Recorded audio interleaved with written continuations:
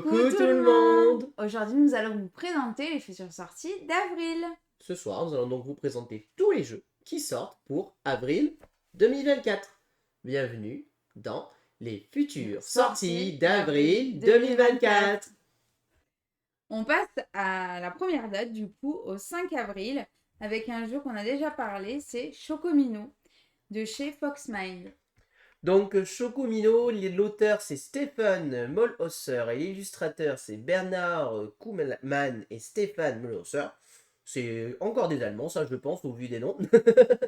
Je dirais que c'est allemand, mais après je peux me tromper. Dans Chocomino, c'est un jeu de pose de tuiles. Très simple et efficace et rapide, 15 minutes de partie. Le but du jeu c'est poser des tuiles afin d'essayer, en fait, chaque joueur va avoir un chocolat qui est attitré. Moi, par exemple, je vais jouer les caramels, Gaëlou va jouer le chocolat blanc, quelqu'un va jouer le chocolat noisette, voilà. Bon, c'est un jeu qui donne faim, très clairement. Et notre tour de jeu, c'est quoi? C'est je pioche une tuile, et j'ai des tuiles en main, et je pose tout simplement une des tuiles.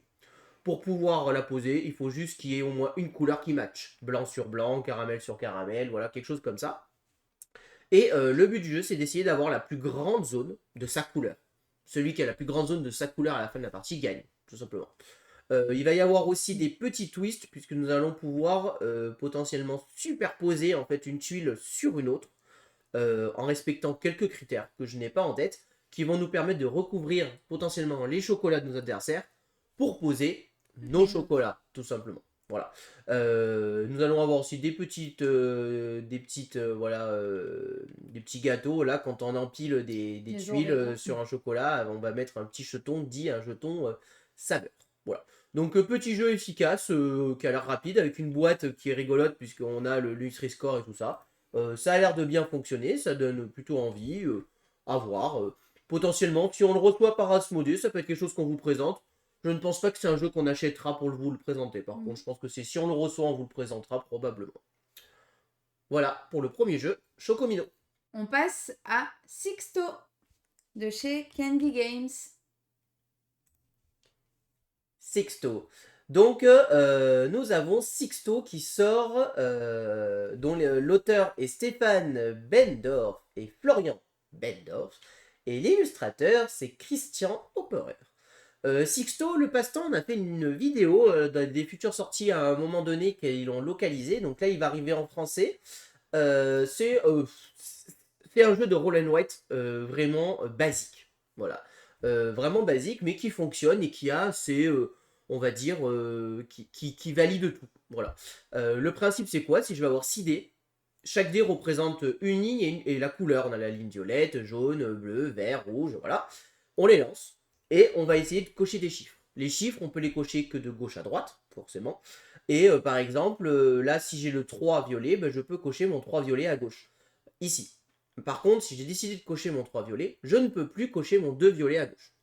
Le but, c'est d'essayer de cocher le plus de numéros d'affilée, mais aller essayer de cocher les chiffres qui sont ici, là, à droite. C'est ce qu'on va appeler les chiffres cibles, c'est ma cible.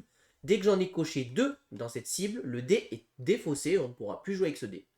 Et le but, c'est de marquer un maximum de points en cochant un maximum. Donc, un jeu entre hasard et stratégique, voilà, un jeu totalement familial, pour le coup, ultra simple. C'est vraiment juste un bloc-noc et des dés. J'ai envie de vous dire, c'est presque un jeu que vous pourriez jouer chez vous sans acheter le jeu, presque, tellement c'est basique. Il y a quand même les feuilles qui sont imprimées, qui sont asymétriques, c'est-à-dire que chacun a des feuilles différentes, pour qu'évidemment il y ait des objectifs différents. Mais voilà, on est vraiment sur du basique, un peu un mélange, enfin, ça m'a fait penser un peu à Quicks dans le même style, vous voyez, voilà, c'est vraiment du jeu très simple, très efficace, qui fonctionne. Voilà ce que je peux vous dire sur Sixto. Ensuite, Marée, c'est le nouveau microgames de chez Matago. Bon, voilà, comme vous le savez, en effet, Matago sort un microgames par mois. Ben voilà, c'est le prochain, Marée. Donc l'auteur, c'est Mike Berg et l'illustrateur, c'est Marty Cobb. Alors celui-ci, c'est pas un microgame créé par Matago, c'est une localisation des Buntelstein, pour le coup. Il existe déjà en anglais sous le nom de Marée en anglais, dont je ne me rappelle plus le nom. Et le principe, donc c'est un jeu à solo ou à deux. Et c'est un jeu de collection, principalement. Nous allons jouer avec le système de marée haute et basse, en fait. Nous allons avoir des cartes qui vont être révélées d'abord sous cette manière-là, là, vous voyez ici. Et ce sont des ressources. On va gagner des ressources. Là, je gagne 3 cailloux, une ressource comme ça, une ressource comme ça. Et ensuite, on va avoir des cartes, quand elles sont en marée haute, qui sont des objectifs. Là, par exemple, elle me dit, je marque 17 points si j'ai 3 ressources comme ça, 2 ressources comme ça, une ressource comme ça. Voilà. Notre tour de jeu, c'est quoi? C'est je prends une carte ressource, et ensuite, potentiellement, cette carte ressource, je la retournerai un peu plus tard pour faire des objectifs. Et on va cumuler comme ça les parties, et on va jouer comme ça. Un coup, on va pouvoir marquer en haut avec l'objectif de la marée haute, enfin marée basse du coup ici, et un coup on pourra marquer l'objectif de la marée haute. À nous de nous organiser un petit peu comme on veut. J'ai pas trouvé tous les détails des mécaniques, donc je sais pas totalement comment fonctionne, à quel moment on retourne, à quel moment on fait nos objectifs, mais voilà en gros comment va fonctionner ce jeu. Bon, nous les microgames, c'est des jeux qui nous attirent tout le temps, on aime bien en parler, c'est plutôt une gamme de jeux qui nous plaît bien. Donc à l'occasion, si on le reçoit, c'est potentiellement un jeu qu'on pourrait vous présenter. Souvent, on aime bien présenter plusieurs microgames d'affilée, donc ça peut être partie d'une soirée microgames où on vous en parle de plusieurs. Voilà tout ce que je peux vous dire sur Marée. Finding Atlantis de chez Synapse Games. Synapse Games. Donc Finding Atlantis, l'auteur c'est Andreas Wild et l'illustrateur c'est Claudia Bézac. Finding Atlantis va se classer dans cette gamme de jeux de déduction. À la recherche de la planète X, ça vous parle? Ou archéologique? Ben voilà, on est dans cette gamme de jeux. Où en fait on va devoir résoudre notre petit casse-tête de notre côté. Le premier qui arrive gagne la partie. Là, le but du jeu, c'est quoi? C'est de retrouver l'Atlantis. Retrouver des morceaux de l'Atlantis, tout simplement. C'est un jeu où chacun va avoir son petit paravent, son petit calepin, et va devoir faire des déductions et cocher des cases afin de retrouver les morceaux. Le cœur du jeu, c'est quoi? C'est qu'il fonctionne à l'aide d'une application. Alors, allergique aux applications ou pas, vous ferez votre choix. Vous allez scanner une carte pour y faire une action et l'application vous donnera les réponses. Par exemple, je dis n'importe quoi parce que je n'y ai pas encore joué. Qu'est-ce qu'il y a à côté de moi, à ma gauche et à ma droite? Et l'application me répondra avec un côté thématique assez rigolo. Il y a une interaction qu'on peut faire avec les joueurs, pour le coup, c'est qu'on va pouvoir un peu embêter les autres joueurs. Parce qu'on va pouvoir placer des mines, des endroits pour les embêter, les retarder. Parce que ce qui est assez rigolo, c'est que on va jouer un sous-marin, et donc on va faire des actions, mais au bout d'un moment, on va devoir ressortir. Et quand on ressort, on va devoir montrer à notre adversaire où est-ce qu'on est. Et notre adversaire va dire: Ah, t'es là, mais pourquoi t'es là? Qu'est-ce que t'as découvert? Est-ce qu'il n'y aurait pas un bout de l'Atlantis par là? Parce qu'au final, on joue sur une carte commune. C'est-à-dire que si moi j'ai trouvé qu'il y avait un morceau d'Atlantis en haut à gauche, c'est-à-dire que pour tous les joueurs, il y a un morceau d'Atlantis en haut à gauche. Il n'y a que moi qui l'ai trouvé pour le moment, mais si je ne donne trop d'indications et comment ça se passe, je vais peut-être donner des indications aux autres joueurs. Donc voilà, c'est une course. Le premier joueur qui trouve les 4 morceaux gagne la partie. Faut aimer voilà, ces jeux un peu puzzle game où voilà, je vais déduire de mon côté, être un peu dans son coin. Je pense qu'il se rapproche vachement plus de la recherche de Planet X qu'archéologique parce qu'on a le côté application. Mais en termes de sensation de jeu, on est là. Voilà, on est dans ces jeux assez solitaires quand même s'il y a une interaction qui a essayé d'être mise en place. Le but, c'est d'être le premier à trouver l'Atlantis. Voilà. Donc ce jeu-là, on l'a reçu. On vous en parle la semaine prochaine, tout simplement. Ça fait partie des jeux Hâte de le tester. qu'on va vous présenter. Nous, on est fans, hein, faut le dire, de ce type de jeu. On aime bien les jeux de déduction. En plus, avec un thème qui peut être sympa. J'aime bien le thème d'Atlantis. Donc voilà, on vous le présente la semaine prochaine et vous pourrez vous faire votre propre avis. Penny Dreadfuls de Londres, victorien, de chez Don't Penny Games.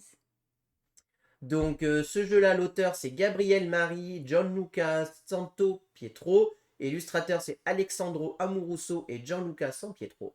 Alors celui-ci, totalement transparent et honnête avec vous, il fait partie des jeux qui ne m'intéressent pas du tout, et je n'ai pas eu le temps de le bosser. Voilà, donc je ne vais pas vous en dire grand-chose. Ce que je sais, c'est qu'on est sur un jeu qui mélange normalement de la déduction et de la narration.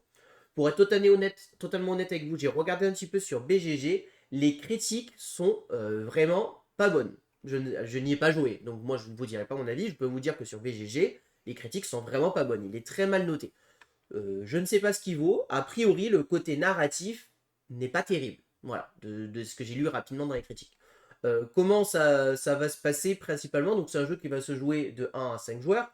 Et nous allons être dans l'époque de Londres, donc voilà, l'époque 1850 à peu près. Et donc on va devoir essayer de retrouver un crime, tout simplement. Voilà, il y a des crimes qui sont mentionnés, nous allons devoir les retrouver. Et avec un côté narration. Bon, voilà. Comme je vous dis, je ne l'ai pas bossé. Je suis vraiment très fan de la couve, perso. La couve, je la trouve très Ah, très belle. j'adore aussi, c'est ce que je Voilà. t'avais dit. Le jeu, beaucoup moins beau. Je trouve que l'intérieur de la boîte est beaucoup moins sympa. On a l'air d'être sur Ouais, un c'est jeu pas la même où on chose. va se balader dans les rues de Londres afin d'y faire des actions pour essayer de trouver justement un côté déduction pour le coup. Mais voilà. Je vous avoue que celui-ci, j'ai pas été plus attiré que ça. Donc voilà. Si jamais ça vous intéresse, vous verrez pas ça sur notre chaîne. Mais bah, potentiellement, vous savez que ça sort, bah, c'est sorti. Voilà, c'est sorti là. Ouais, c'est aujourd'hui. Voilà, aujourd'hui, le 5 avril. C'est normal, on fait le 5. Donc Line Pirates, donc celui-ci je vous en parle mais je suis pas sûr que vous le trouverez dans toutes les boutiques parce que c'est un jeu issu d'un Kickstarter et en plus là on est sur la version Deluxe donc elle est vendue sur Ludum mais j'ai des doutes qu'elle soit vendue dans toutes les boutiques de France donc je l'ai pas bossé, je vous en parle juste si jamais ça vous intéresse. L'auteur c'est Misha Hashmadi, Michael Hard et Luca Wagner. On est sur un jeu de 2 à 6 joueurs, très clairement je vais regarder une vidéo rapidement dessus. 2 joueurs je vous déconseille. Ça a l'air d'être un jeu où l'interaction est quand même assez forte. Il y a une grosse part d'enchères. Alors, enchères à 2 joueurs, on sait que c'est pas forcément ouf. Et il y a un côté bluff. Pareil, le bluff à 2, en général, c'est pas ce qu'il y a de meilleur. Et bah, le principe, c'est que ça va mélanger plusieurs mécaniques, en fait. Et on va reprendre un peu le jeu, pour ceux qui connaissent un peu quand la référence, qui ont joué, qui ont vu le Pierre des Caraïbes. Vous savez, c'est le jeu où on cache des dés. Alors, je me rappelle plus le nom, je crois que c'est le Perudo. C'est comme ça. Je crois que c'est le Perudo, ce jeu-là, où on a des dés, on les cache, et on doit dire j'ai 2, 6, 3, 5, et on doit faire des enchères de plus en plus hautes, et jusqu'à ce qu'un de nous traite de menteur, ou alors que personne nous mette de surenchère et qu'on a raison. Voilà. Et ben ça va reprendre une mécanique de Perudo. Donc voilà, si vous aimez ce style de jeu, là, le Perudo et tout ça, voilà, ça reprend une grosse part de mécanique là-dessus, avec des objectifs, des petites choses à faire comme ça. Voilà, donc si jamais ça vous intéresse, sachez que c'est disponible. Tweetopia de chez Penny Fox. Alors, celui-ci, par contre, nous allons y attarder. Donc, Tritopia, déjà, c'est un auteur qu'on connaît, qu'on aime bien, c'est Florian Siriex. Et l'illustrateur, c'est Laura Bévon. Et franchement, je trouve le jeu très très beau. Donc, bravo aux illustrations qui sont vraiment très sympas. Ce jeu-là, je vais vraiment pouvoir vous en parler parce qu'en plus, nous avons eu la chance d'y jouer en proto. Il y a 6 mois. Il y a 6 mois, on l'avait joué en version proto. Et vraiment, on avait été très très hypé par ce jeu. Et donc là, on est content de le voir sortir. Et franchement, c'est très sympa. Alors, ça révolutionne pas le game, c'est un jeu même pas de collection, j'allais dire de collection, mais c'est même pas de collection, c'est un jeu de gestion. Nous allons avoir devant nous 4 arbres. Voilà. Nous allons avoir 4 arbres. Ces arbres vont avoir des conditions pour pouvoir être plantés. Le but du jeu, nous allons planter des arbres. Et nous allons chacun partager un quadrillage. C'est-à-dire que nous allons construire un quadrillage unique, tout simplement, de 4 par 4, je crois. Je me demande si ça varie pas en fonction du nombre de joueurs, même le quadrillage. Et pour pouvoir planter un arbre, il va falloir remplir la condition. Par exemple, ici, cet arbre-là, il me dit que pour pouvoir être planté, il faut que j'ai 10 gouttes d'eau. Mais chaque arbre nous apporte des conditions. Et là, par exemple, ils nous disent que j'ai le droit de le planter. Pourquoi ? Parce que j'ai 1, 2, 3, 4, 5, 6, 7, 8, 9, 10. 10 gouttes d'eau, je peux donc le planter. Le twist du jeu, c'est qu'en fait, là, on ne le voit pas dans la mise en place ici, mais en fait, nous allons avoir une rivière de cartes.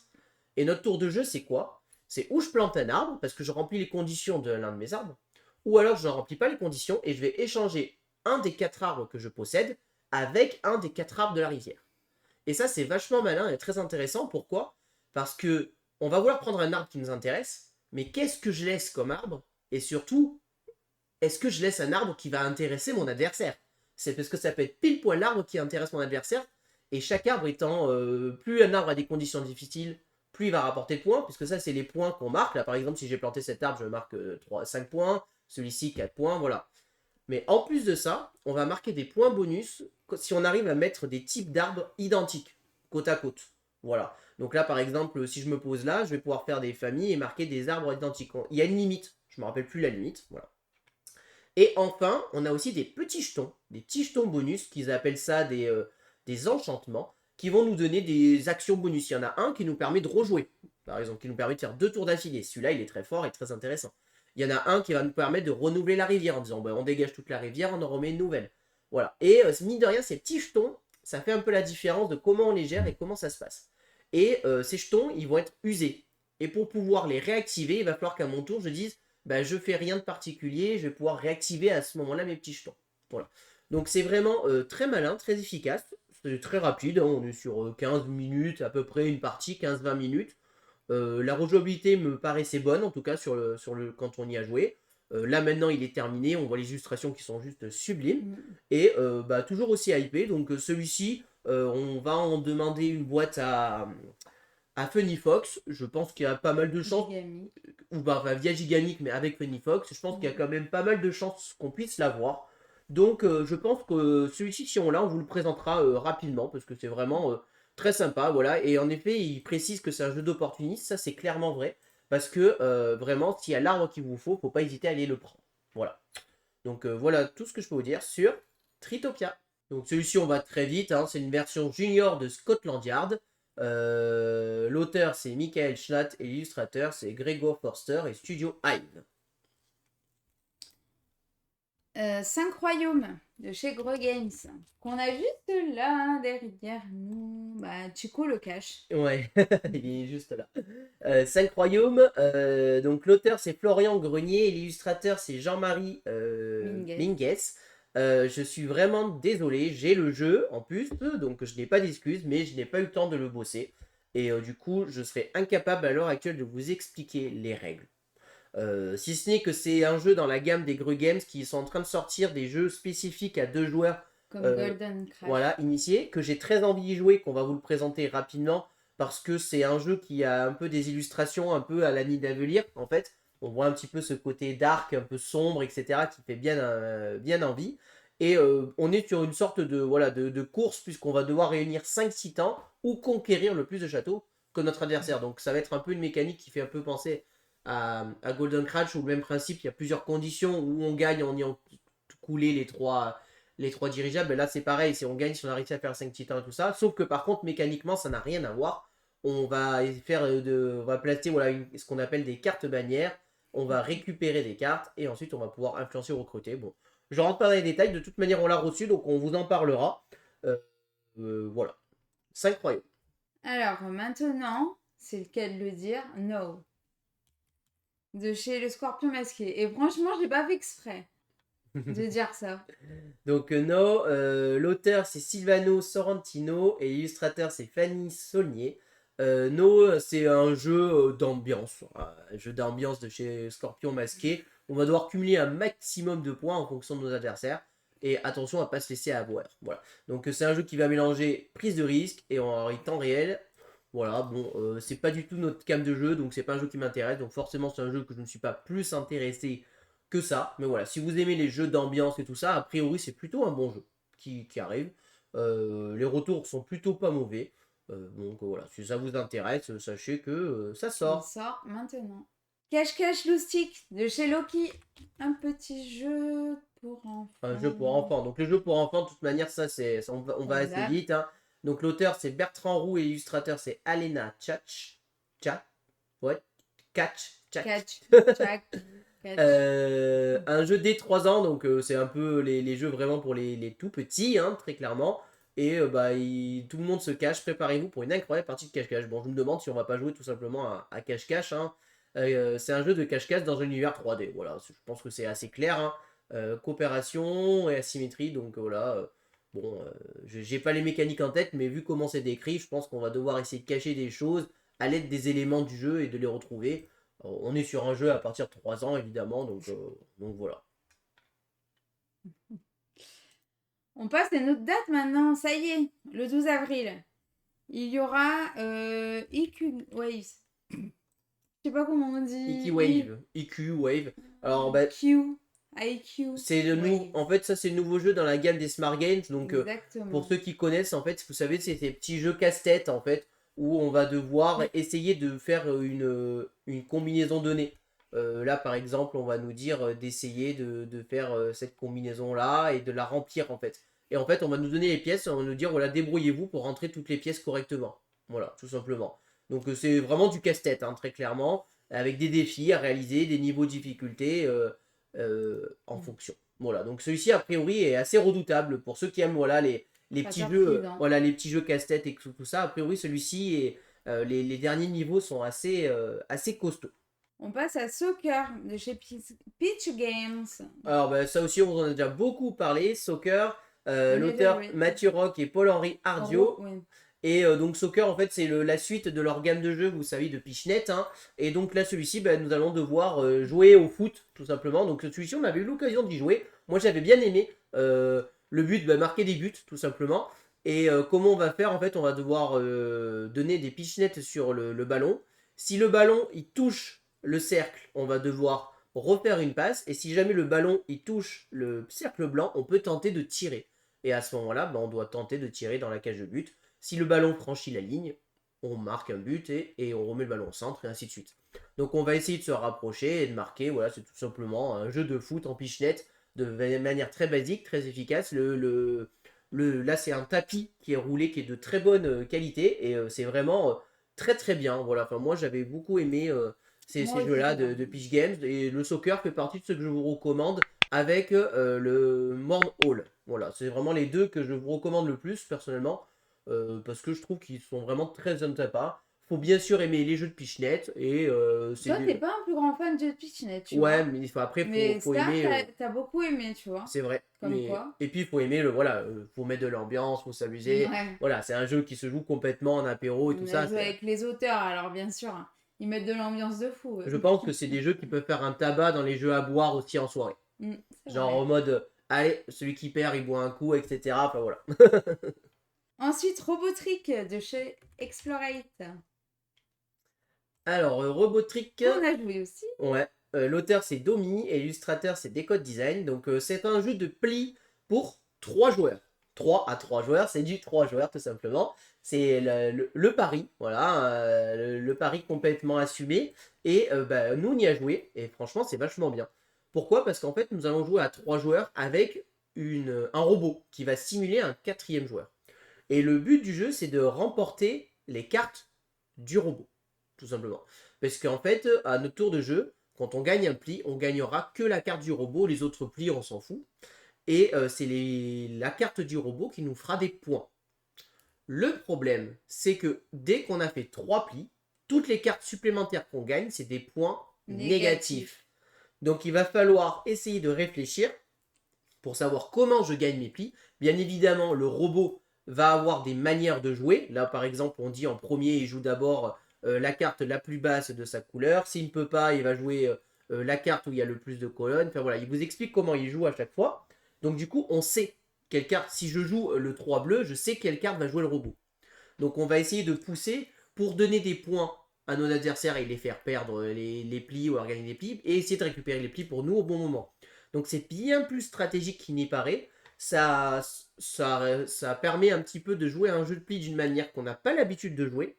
Et c'est vraiment très malin, très efficace. Donc si vous aimez les jeux de plis, je ne peux que vous le recommander. Parce que c'est vraiment très fort et vraiment très très bien. Donc voilà. Donc là, vous avez ici en fait les cartes, tout simplement. Après, on est sur un jeu de plis assez classique. L'atout, c'est toujours le rouge. Et voilà, on peut couper, etc. Donc vraiment très sympa. Voilà ce que je peux vous dire sur Robotrick. Robotrick. Atlantis Rising de chez Lucky Luck Games. Alors, Atlantis Rising, l'auteur c'est Ben Dickman et Calen Sissel. Et l'illustrateur c'est Peter Gifford et Vincent Dutré. Donc Atlantis Rising, c'est une réédition hein, du jeu qui existait déjà, tout simplement.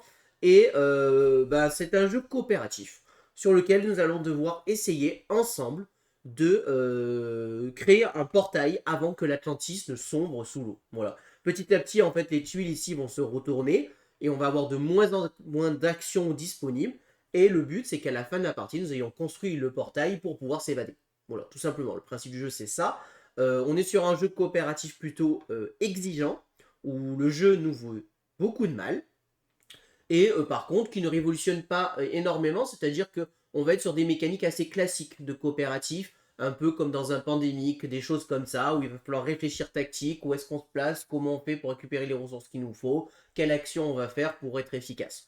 Voilà, ça a l'air très bien, on va le recevoir, c'est sûr. Donc je rentre pas plus dans les détails, dès qu'on le reçoit, on vous le présente sur la chaîne. Nous, on aime bien les jeux coop. Moi, je suis fan en plus de Vincent Dutrait, donc les illustrations sont très belles. Ah bon, on savait pas ça. Le thème d'Atlantis me parle énormément. Donc, bah, on le jouera et on pourra vous dire tout le bien ou peut-être tout le mal qu'on pense de Atlantis Rising. Rising. Cyberpunk 2077, Gang of Night City de chez Simon. Alors celui-ci, on va aller très vite. Donc l'auteur, c'est Andrea Cheversio, Eric Lang, Alexio Schneber, Francesco Rugber Seda et l'illustrateur collectif. Donc je pense que c'est un groupe. Donc on est sur un jeu compétitif et de stratégie dans lequel c'est Gand se balle pour le contrôle de la ville. Bon, on va mélanger une mécanique de majorité principalement, bah, j'imagine, pour le contrôle de la ville. Donc bon, je ne l'ai pas travaillé, ce n'est vraiment pas du tout le style de jeu que j'aime. Je pense que c'est le style de jeu que toi t'aimerais pas non plus. Ça m'attire pas des masses. Ouais, bah souvent les jeux de majorité, contrôle de territoire, déjà c'est pas trop ton sport. Donc voilà. Bon, si jamais ça vous intéresse, c'est Monde, voilà, sort ce jeu-là. Débat nul de la bonne vague, localisé par Pixie Games. C'est bien ça, hein? Donc débat nul pop culture, donc bah c'est une nouvelle gamme de débats nuls dans le thème pop culture. Hein. Je vais pas rentrer dans les détails. Hein. Le principe, c'est voilà, je dois débattre entre des trucs. On vous l'a déjà présenté en plus la dernière fois. Bon, il était décalé. Donc voilà, si ça vous intéresse et que vous aimez la gamme des débats nuls et que vous aimez débattre entre qui est le meilleur entre Maître Yoda et Luke Skywalker. C'est Maître Yoda. Ben oui, évidemment que c'est Maître Yoda. Et ben voilà, on va pouvoir débattre. Puerto Banana de chez Blue Orange. Ah ouais. Donc Puerto Banana, un jeu de bluff et d'enchères et de paris. L'auteur c'est Mad Emil Christensen et l'illustrateur c'est Simon Douki. Pardon. Donc jeu d'ambiance que je n'ai pas du tout bossé. Donc je ne pourrais pas vous en dire beaucoup plus. Je pense que c'est un jeu il y a marqué 2 joueurs, mais je pense qu'encore une fois, comme Blue Orange a l'habitude de faire, c'est des jeux qui sont plutôt bons à 4-5 joueurs. Là, le principe, c'est on vient de faire le plein de bananes, c'est l'heure de faire fructifier notre cargo. Remplissez le compteur de bananes et faites votre mise en anticipant celle de vos adversaires pour remporter le conteneur. Ah oui, d'accord, en fait, on va tout simplement miser pour emporter la valeur du conteneur. Et la meilleure île remporte les bananes, mais paie une compensation à la seconde. Ok, donc bon, voilà, à nous d'optimiser au mieux les jeux d'enchères et tout ça. Donc je pense qu'il faut aimer ce style de jeu, tout simplement. Alors, Pyramid Ice. Donc, l'auteur, c'est Luigi Ferrini. L'illustrateur, c'est Oscar Kessel, Marco Pantolini et Quentin Reignes. Pyramid Ice, ça va être un jeu de combinaison de dés, tout simplement, et de cartes. Voilà. C'est un jeu où j'étais un petit peu attiré au début, puis finalement, j'étais un peu plus à reculons. Bon, j'ai fait une demande à Asmodée, peut-être qu'on le recevra, peut-être qu'on le recevra pas. Finalement, je suis un peu plus mitigé, voilà. On est encore une fois sur un jeu où je trouve la couve plus belle que l'intérieur, très clairement. Je suis pas hyper fan de commencer. Ça a l'air d'être clairement un hockey game, à dire comme ça, voilà. Lancer de dés, deck building, collection, donc comment ça marche, la compétition c'est caché, la construction de projets et la gestion d'ouvriers se mêlent au culte des dieux. Choisissez seulement à quel dieu demander la bénédiction sera crucial pour faire renommer les équipes. Bon, je l'ai pas bossé, donc voilà, je vous dirai des bêtises, mais il y a un petit peu de dés, placement de dés quand même, puisqu'on voit qu'on va placer des dés pour faire des choses. Et on va devoir, je crois, se battre pour récupérer les pyramides. Bon, à voir. Ils disent parfait en duel. Bon, ils mettent souvent parfait en duel, je crois quand même, donc à voir potentiellement. Bon, c'est pas. En tout cas, voilà, c'est pas. Ça sera pas notre priorité, très clairement. Pikit de chez Repos Productions. C'est ça? Non, c'est tout attaché et il n'y a pas de K. Il n'y a pas de C, pardon.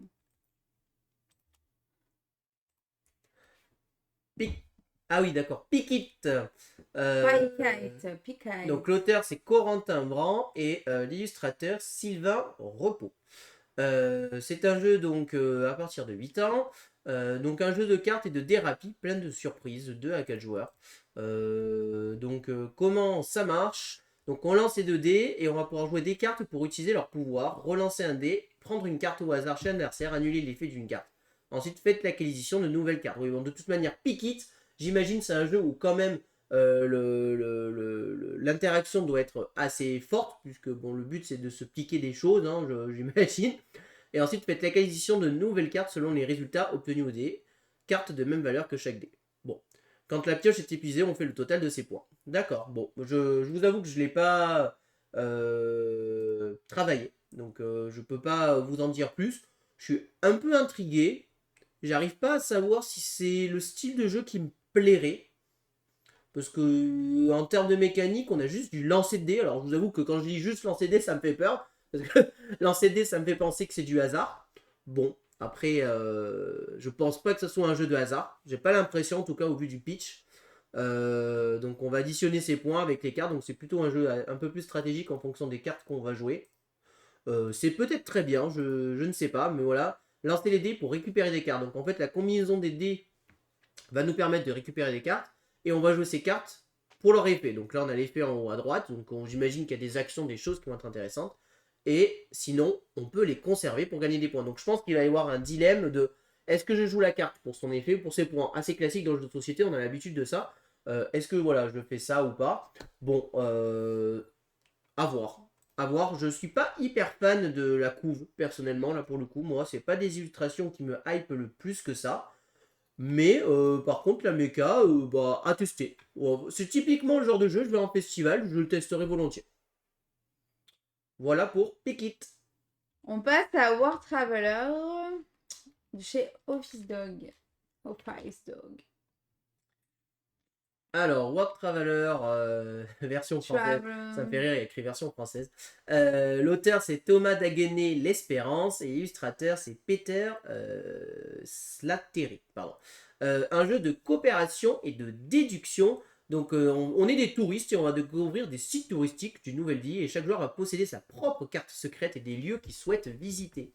Et il aura besoin des autres joueurs pour les atteindre. Ça, clairement, ça me fait penser un peu Oula, c'est quoi ce plateau? à Infiltrate qu'on a présenté, enfin, qu'on avait vu à Cannes vite fait chez Ori Games, où pareil, on a chacun un trait, mais on peut pas dire que c'est le nôtre et on doit faire trouver les autres. Bah, ça me fait penser un peu à ce principe. Bon, bah, j'ai un lieu, mais je peux pas te dire que c'est ce lieu, mais il va falloir trouver un moyen qu'on passe par ce lieu. Voilà. Donc voilà, ce genre de jeu assez sympa.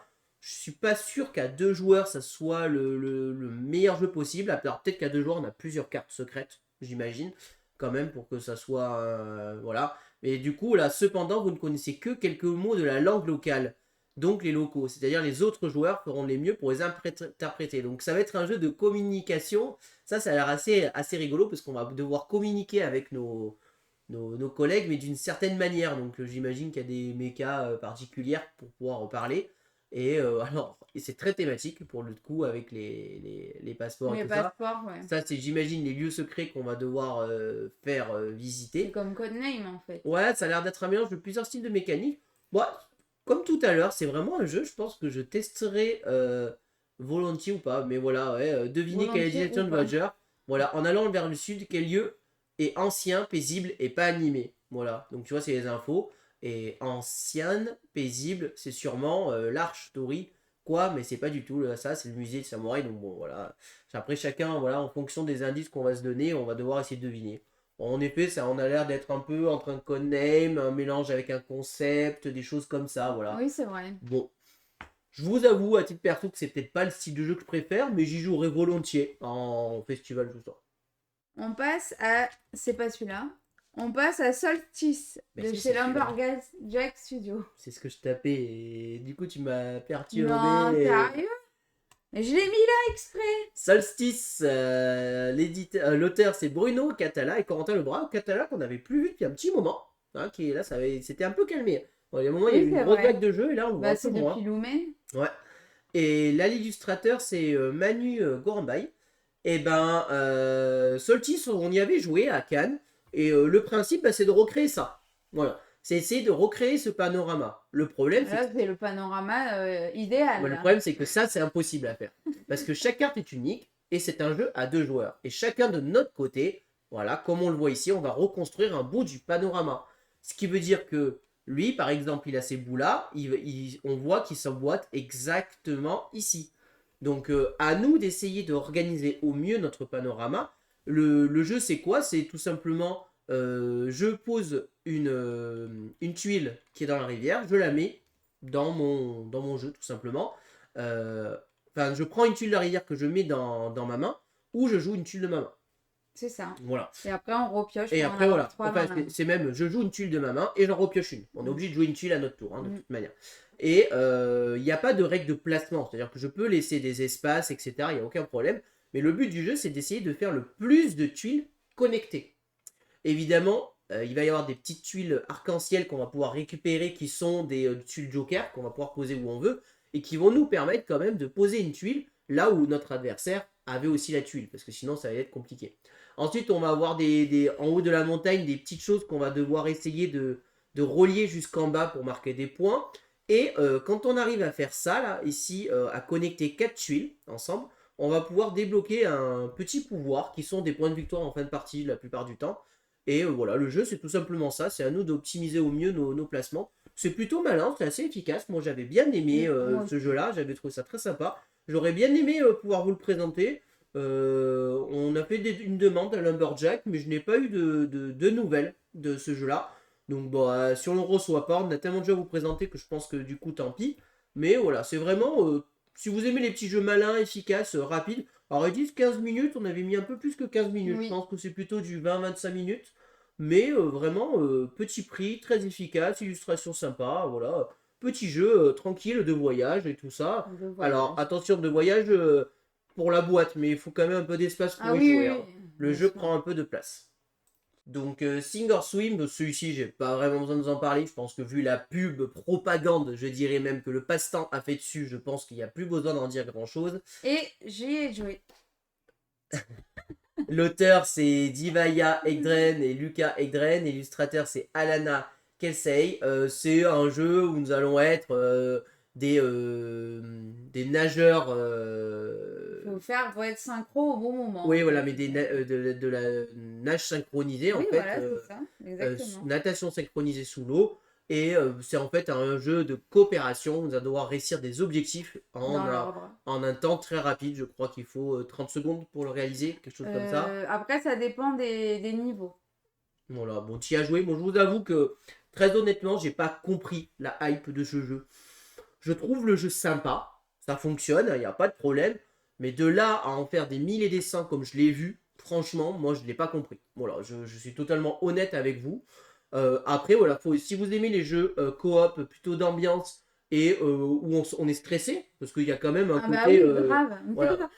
c'est quand on a fini. Oh, punaise. Oh, c'est le stress de fou, hein. Faut faire des trucs dans le bon ordre et tout. Mais voilà, mais moi pour être honnête, c'est typiquement le genre de jeu qui est pas du tout fait pour moi. Voilà, je ne suis pas du tout la cible de ça. J'ai vu une partie de loin et ça m'a suffi pour dire je veux pas y aller. Voilà, hein, pour être honnête, voilà, c'est.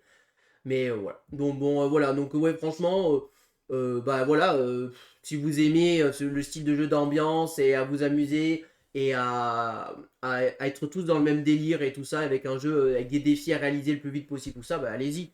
Voilà, n'hésitez pas, hein, le jeu marche, c'est qu'il y a quand même une raison. Mais moi, très clairement, je ne suis pas le client. On passe au dernier jeu du 12 avril qui est Loom 42 de chez Wana Games. Donc Loom 42, dont l'auteur est Vincent Joassin, et l'illustrateur c'est aussi Vincent Joassin.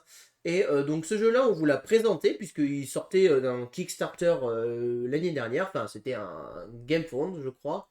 Je sais plus quelle était la plateforme. Et donc c'est un jeu dans l'espace tout simplement où nous allons nous balader de planète en planète ou alors sur des satellites qu'on peut appeler des lunes afin d'essayer de récupérer de l'énergie, du pouvoir et marquer des points. Et quand on va récupérer de l'énergie ou du pouvoir, on va essayer, en fait, on va le récupérer, on va le mettre là, en bas, et on va essayer de transformer cette lumière en pouvoir. Et c'est comme ça qu'on marquera des points. Le twist du jeu, enfin le truc intéressant, c'est que quand on va avoir des points de victoire, tout simplement, il y a des lumières qui vont marquer beaucoup de points quand on en possède à la fin de partie, et quand on les transforme en pouvoir, ça va pas faire beaucoup.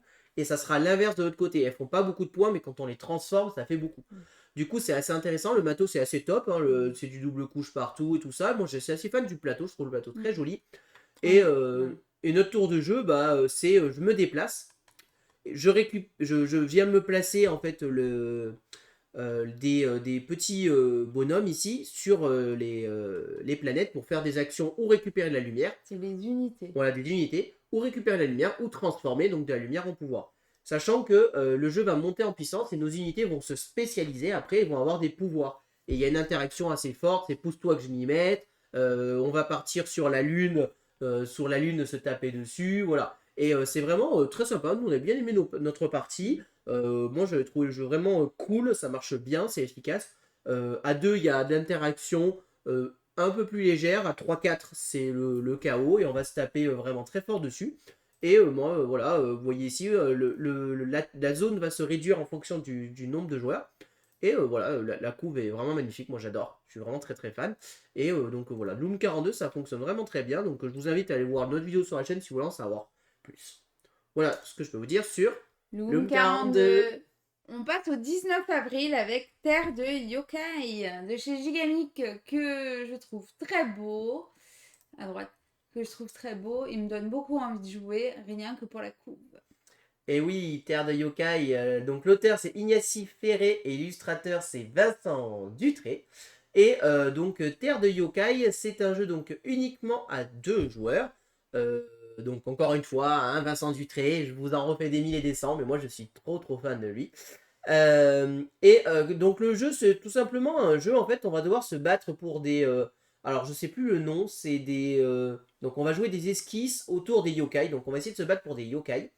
Et notre tour, c'est on va jouer une carte. Voilà, par exemple, je vais jouer une carte comme ceci, mettre marron sur marron, comme ça.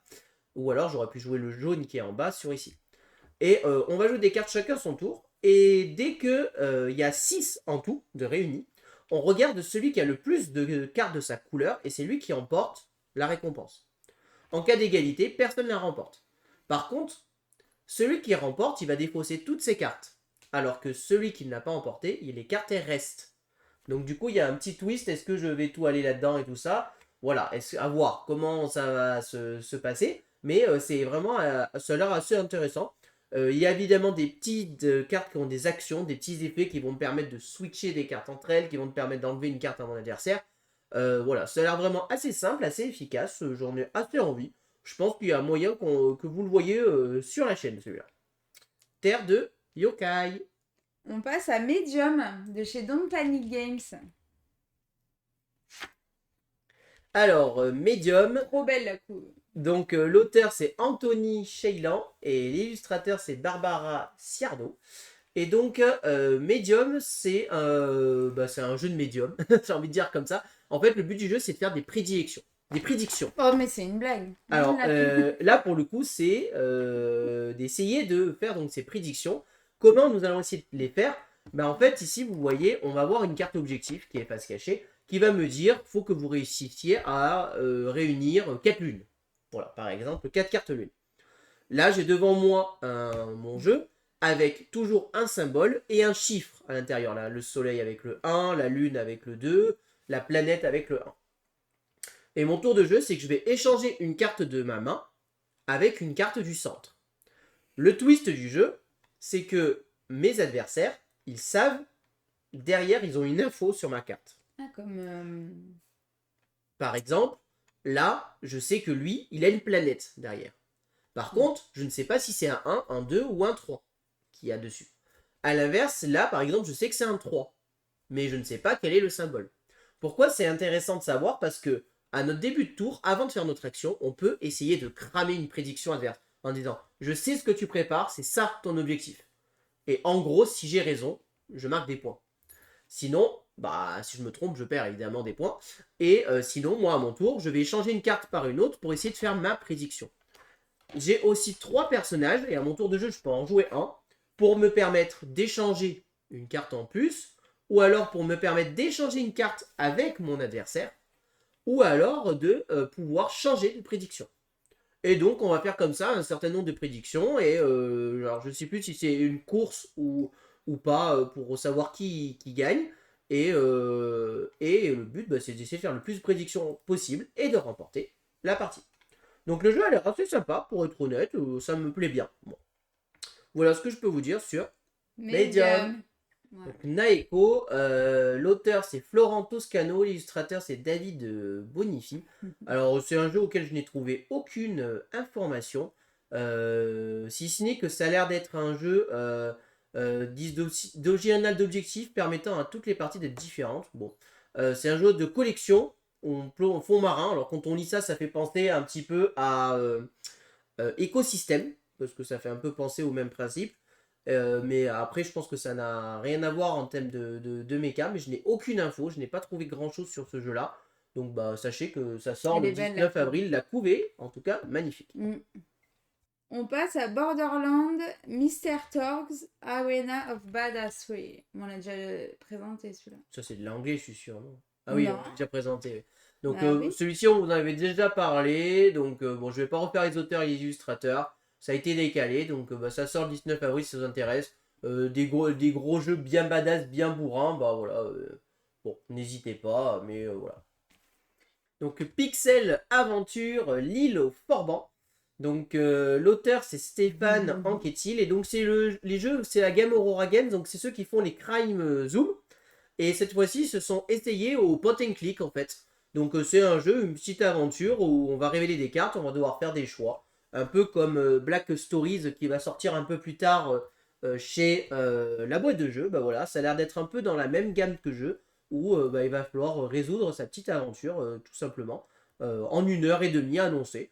C'est un jeu qu'on vous présentera, je pense, sur la chaîne. On va vous le faire. On ne sait pas quand. Pour être honnête, je ne sais pas quand on vous le fera, mais on vous le fera. Attention, quand on vous le fera, ça sera du spoil. Donc, bah, pour ceux qui veulent le faire, arrêtez-vous au début. Et si ceux qui veulent pas le faire et qui veulent participer avec nous à cette aventure, bah voilà, vous serez le bienvenu. Je ne sais pas quand on le fera, juste. Mais voilà, c'est prévu sur la chaîne.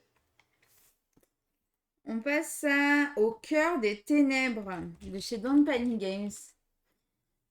Quand je fais les montages, on passe à.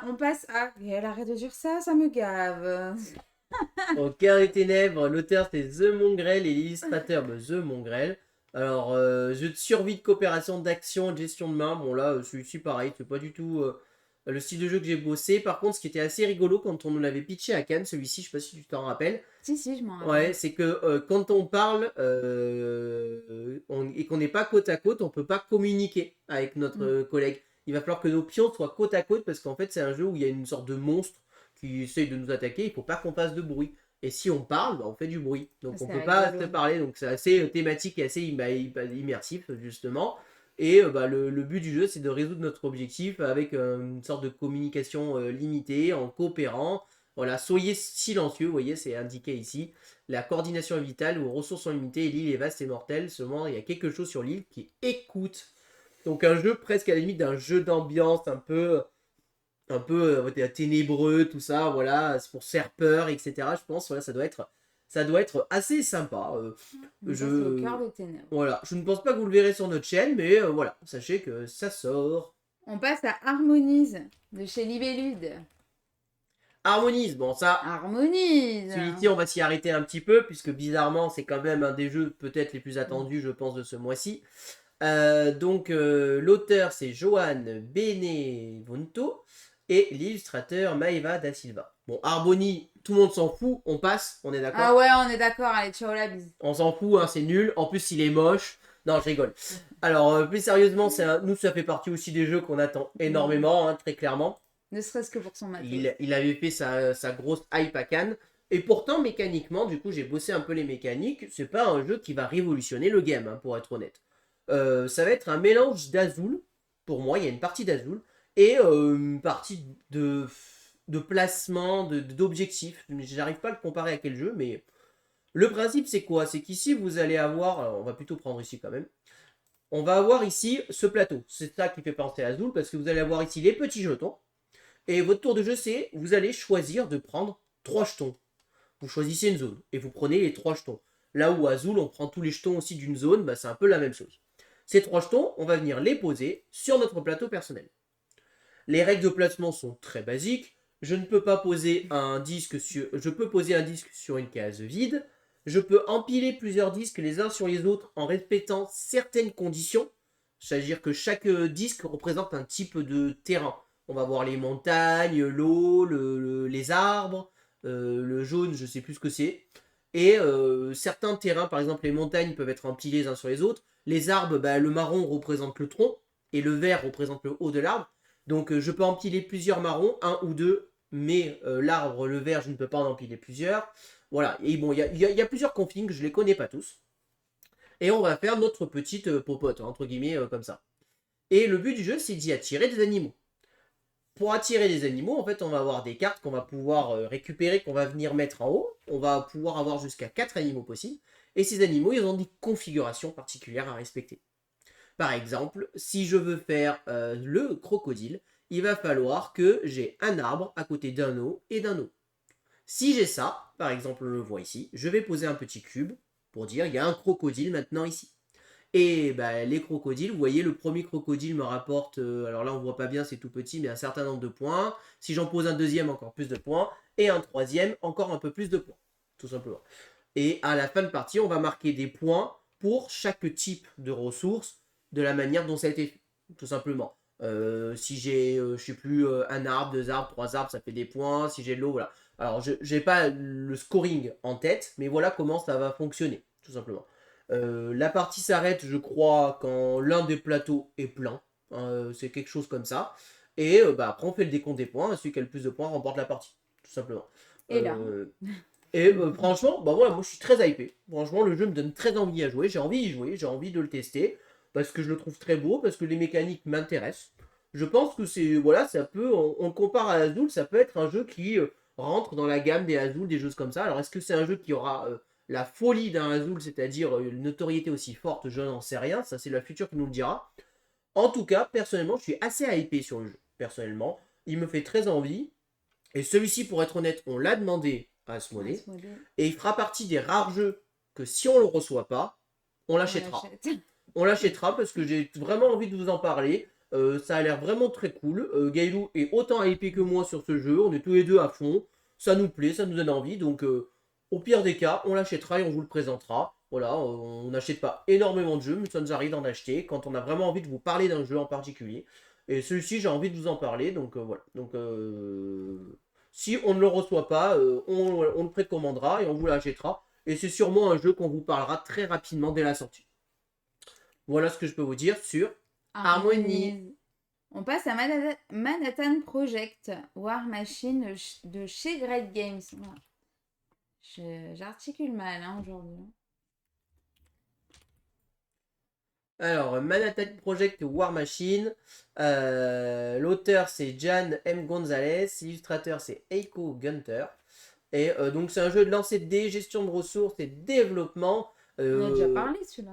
Ouais, on en avait déjà parlé, mais la sortie avait été décalée. Bah en fait, on va refaire. Le thème, je pense, va en rebuter plus d'un. Puisque le thème, c'est Manhattan Project, donc le projet Manhattan. Vous le savez que le projet Manhattan, c'est quoi? C'est la bombe nucléaire. Hein, c'est le fameux projet qui a créé la bombe nucléaire, hein, très clairement.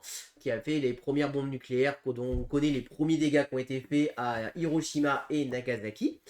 Donc, bah, je pense que voilà, le thème la guerre, bombe nucléaire, etc. Il y en a qui aimeront pas, et rien que ça, je pense que ça y rebutera. Hein, et je peux comprendre ce point de vue, il n'y a aucun problème. Mais voilà, sachez que le thème a l'air assez présent, et c'est ça le but, hein, puisque bah, le but c'est que notre pays se prépare à la guerre. Voilà, tout simplement. Et donc, on va devoir gérer nos petits ouvriers, tout ça, gérer nos ressources, afin de préparer le fameux projet Manhattan, et donc essayer de faire la fameuse bombe nucléaire. C'est un jeu à moteur, de ce que j'ai cru comprendre. On va faire notre petit moteur et on va monter en puissance. On va sélectionner des dés pour y faire des actions. Voilà. Donc, si vous aimez ce style de jeu, peut-être ce sera fait pour vous. Je ne suis pas sûr à 100% que ce sera le style de jeu que vous verrez sur la chaîne. Et là, au dernier jeu, donc Wonderlands War de chez Lucky Duck Games. WON. Alors, celui-ci, je pense, fait partie des grosses attentes aussi. Je pense que c'est un des jeux les plus attendus, sûrement d'avril aussi. En tout cas, de ce que je vois sur les réseaux sociaux, c'est un jeu que les gens attendent. Thème Alice au pays des merveilles. Jeu de contrôle de territoire et de backbuilding.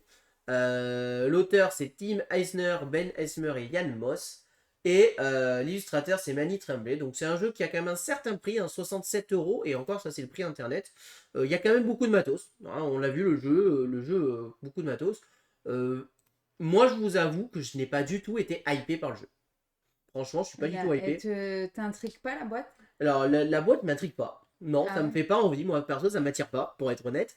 Et Mais belle dent. en plus de ça, c'est un jeu de contrôle de territoire. Et à 2 joueurs, les jeux de contrôle de territoire, on sait que c'est pas forcément le mieux. Et d'ailleurs, l'éditeur nous a confirmé que le 2 joueurs, C'est pas la meilleure c'était config. clairement pas du tout la meilleure config, voire même, il le conseillait pas à 2 joueurs.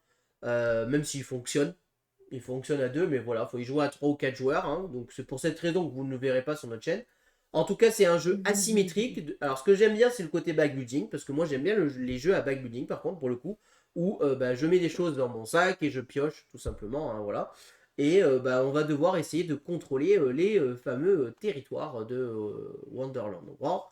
Voilà, bon, je ne suis pas intéressé plus que ça au, aux mécaniques, en fait, parce que je vous avoue que moi, ça m'a pas attiré. Voilà, je suis totalement transparent avec vous.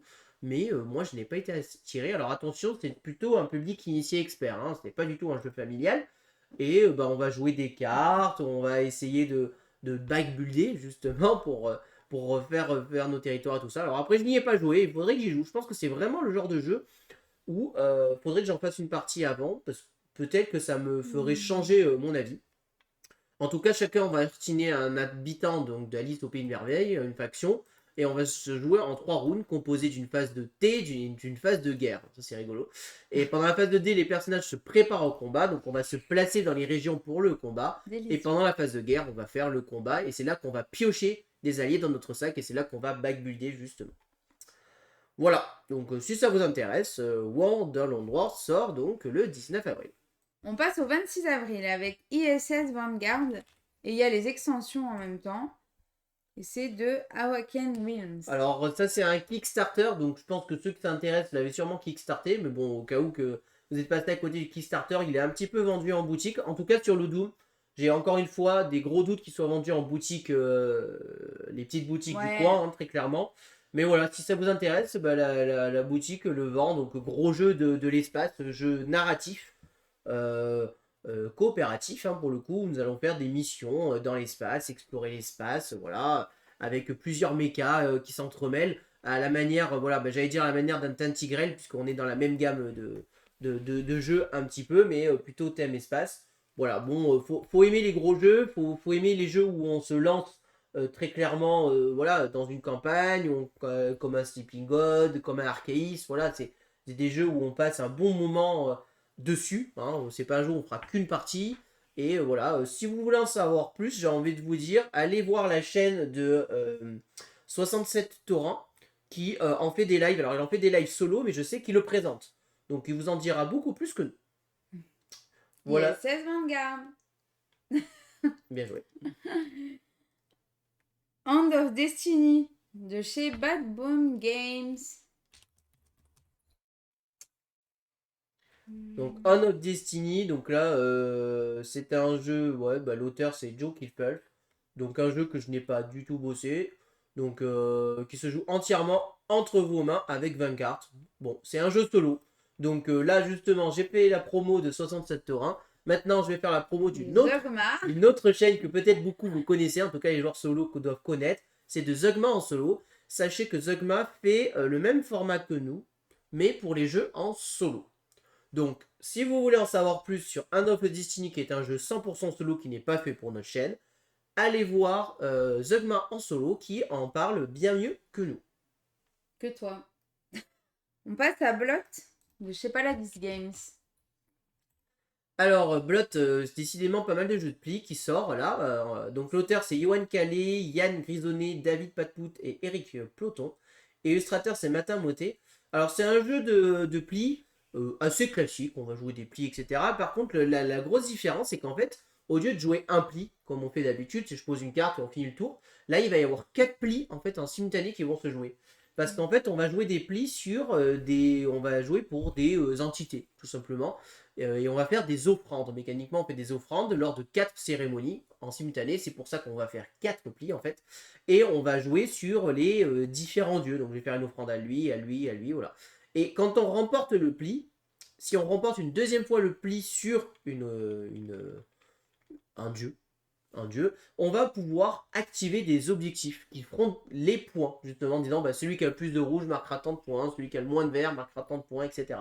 Du coup, c'est un jeu qui a une mécanique de base classique, avec un atout, etc. et tout, mais avec un petit twist où on va faire 4 plis en simultané qui est assez intéressant. Je pense que le thème n'est pas le plus présent, mais voilà, ça a l'air vraiment assez sympa. Blot. Alors, comment ça s'écrit ça? Comment ça se prononce? Endeavor eau profonde de chez Super Meeple. Endeavor eau profonde. Donc, l'auteur c'est Carl Davisser et Jared Gray, et l'illustrateur c'est Fade Altry. Donc, vous savez qu'il y a le jeu Endeavor qui existe, et là, donc, c'est un standalone en eau profonde. Donc, cette fois-ci, nous allons être des scientifiques et nous allons devoir explorer nous allons explorer, nous sommes des experts sur le terrain et utiliser nos compétences pour explorer de nouveaux endroits, effectuer des recherches sur des sites de plongée. Donc, ça reprend quand même la mécanique d'Endeavor, avec des différences de 3 modifications, et surtout jouable de 1 à 5 joueurs, là où Endeavor était jouable de 3 à 5 joueurs, parce que bah, c'est un jeu de gestion de ressources et surtout de majorité. Et du coup, je vous avoue que je suis un peu plus intrigué, et j'ai demandé des renseignements en fait à Super Meeple sur ce jeu-là. J'ai demandé si à 2 ça tournait bien, parce que je suis très intrigué. Endeavor est un jeu que j'aurais beaucoup aimé jouer, et j'ai jamais eu l'occasion de jouer. Et du coup, je m'étais dit que s'il tourne bien à 2, potentiellement, ça peut être quelque chose qu'on vous parle. J'attends le retour de Super Meeple pour savoir si le mode de joueur est bien. Si le mode de joueur est bien, bah peut-être, je dis bien peut-être, hein, ça peut être que vous pourrez retrouver ce jeu sur la chaîne. En tout cas, ça a l'air assez malin, j'aime bien la couve, je la trouve très simple, mais moi ça me plaît. Enfin, là, ça me plaît beaucoup, voilà. Ouais, c'est une caisse. L'intérieur il est un peu moins joli, là aussi encore une fois, on est beaucoup plus sur presque du tableau Excel, ça donne presque cette impression-là sur ça en tout cas.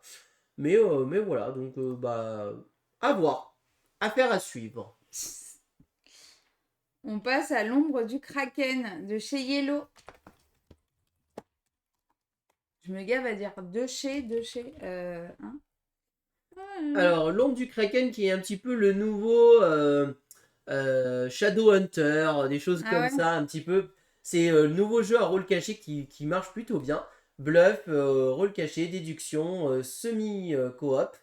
Donc les auteurs c'est Mike Cheney, Dr. Hans Joaquin, Tobias Imesh, et l'illustrateur c'est James Churchill et Andris Nowak. Et c'est un jeu donc 5 à 11 joueurs, donc autant vous dire que vous ne verrez jamais ça sur la chaîne, ça c'est clair. Oh là, oui. Mais c'est un jeu à rôle caché auquel on va incarner 3 factions. Il y a une faction qui va essayer de ramener le bateau à bon port. Il y a une faction, les pirates, qui va plutôt essayer d'amener le bateau vers la cachette secrète. Et une faction qui est un peu un fou, il va essayer de faire apparaître son copain le Kraken. Voilà. Et en fait, un tour de jeu, il y a 2 joueurs qui vont être désignés, qui vont être le capitaine et son... Et alors, je sais plus le nom exact, c'est le capitaine et son... Enfin, c'est genre le sous-capitaine, le lieutenant, je crois, un truc comme ça, non? Navigateur et capitaine, peut-être. Bon, je sais plus les noms. Enfin, lieutenant et navigateur, voilà. Et chacun va choisir une destination. Chacun que... Évidemment, moi, par exemple, je vais être plutôt de la faction où je veux amener le bateau à bon port. Et l'autre à côté, il va être plutôt de la faction, je veux l'emmener dans la grotte. Et on va donner ces 2 choix à quelqu'un, et cette personne va avoir 2 choix, et elle va devoir en choisir. Et à ce moment-là, on résout le choix. Et là, c'est là que les engueulades commencent en mode attends, mais toi, t'es cette faction là, tu viens de l'envoyer là. Et l'autre est encore bluffé, il va dire mais non, j'avais 2 fois la même carte en main, tu comprends, je n'avais pas le choix. J'étais obligé d'aller là. Donc c'est là où il va y avoir du bluff, c'est là où il va y avoir de l'ambiance, c'est comme ça que ça va marcher. Évidemment, il va y avoir après des actions. Je crois qu'on peut même se tuer, hein, un peu comme dans Shadowhunter, tout ça. On peut voter en disant allez, mutinerie, par-dessus bord, ça dégage, t'es un mauvais capitaine. Voilà, bon, c'est du jeu d'ambiance, c'est pour rigoler. Apparemment, ça fonctionne très très bien. Typiquement, un genre de jeu que je me régalerais à jouer, je pense. Mais clairement, pas pour la chaîne. Tu penses que ce sera mon style? Je sais pas. C'est vrai. L'ombre du Kraken. La forêt de Savernake de chez Yellow. Alors, La forêt de Savernake, donc l'auteur c'est Rodrigo Rigo et l'illustrateur c'est Nuria Apareaco. Alors ben là, le but du jeu, c'est en fait, c'est un thème tout mignon, pour le coup. Nous sommes Comme elle. des petits animaux et nous allons devoir en fait essayer de nous nourrir un maximum en fait dans cette forêt. Et le jeu, c'est quoi? Ça, on démarre au début de la partie avec un animal. Et notre tour de jeu, c'est très simple, c'est je choisis l'une des 4 tuiles. Et je vais venir la poser. Et je vais devoir faire un quadrillage de 3 par 3 ou 4 par 4. Je sais plus là. Je sais plus si c'est 3 par 3 ou 4 par 4. Bon, je dois 4 par 4. Je dois faire un quadrillage de 4 par 4. Et je pose une tuile. On va essayer de faire pour que le chemin avance. Parce que à la fin de la partie, je vais marquer des points. Mon animal, vous voyez, il me dit je marque des points. Les fraises me font marquer 2 points. Les œufs me font marquer 2 points. Ça me fait marquer 3 points. Enfin voilà. Et ça, le dolmen, c'est sa capacité de déplacement. Ça veut dire que à l'heure actuelle, il mange que la fraise. Il ne peut pas manger le reste. Et ça, La feuille. la feuille, c'est les points de victoire bruts de l'animal, je crois. Et donc le sel du jeu, c'est que quand on va prendre des tuiles, en plus de la poser et d'essayer d'agrandir la route, on va pouvoir améliorer en fait ces animaux. Parce qu'en fait, on va avoir une tuile, ça va être le coq. Alors ça, le coq, c'est juste je suis premier joueur au tour suivant. Ici, on va avoir une tuile, on va récupérer des petites gouttes d'eau qu'on va pouvoir mettre sur les ressources pour dire bah, maintenant cette ressource, au lieu de valoir 2 points, elle m'en rapportera 3 points. On va avoir cette tuile-là qui va me donner des dolmens. Des dolmens, justement, bah, je vais pouvoir agrandir la vitesse de déplacement. Et donc dire bah, maintenant, il va manger la fraise et ça. Et donc, on va continuer petit à petit. Et enfin, il y aura ici, je crois qu'il y a, je sais plus s'il y a un pouvoir particulier sur celle-ci, là, je ne m'en rappelle plus.